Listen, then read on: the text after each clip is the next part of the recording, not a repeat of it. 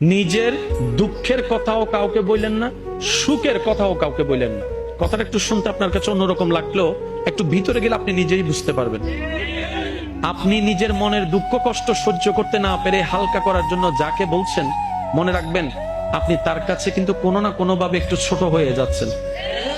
এমনও হতে পারে আপনার দুঃখের সে কথাগুলা আপনার সামনে অভিনয় করে যে আপনাকে বুঝ দিয়েছে, সে পিছনে আপনার সেই দুঃখের কথা নিয়ে হাসি ঠাট্টা করতেও দ্বিধাবোধ করে না, এমন অনেক মানুষ আছে।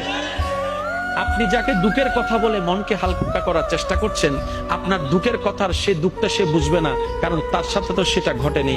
সেজন্য আপনাকে 3 মাস 4 মাস 3 বছর পরও হয়তো আঙ্গুল তুলে দেখাই দিতে পারে, সেই কথাটার কথা দিয়ে খোঁটা দিতে পারে। কথা বলেন ঠিক না? দুঃখের কথাও মানুষকে বলে শান্তি নেই। এবার আপনি বলবেন ভাইয়া সুখের কথা কেন বলবো না? আমি বলি কি ভাই, দুঃখের কথা শোনালে যেরকম মানুষ দাম দেয় না, সুখের কথা শোনালে মানুষ বদনজর লাগাইয়া সেটাও নষ্ট করে দেয়।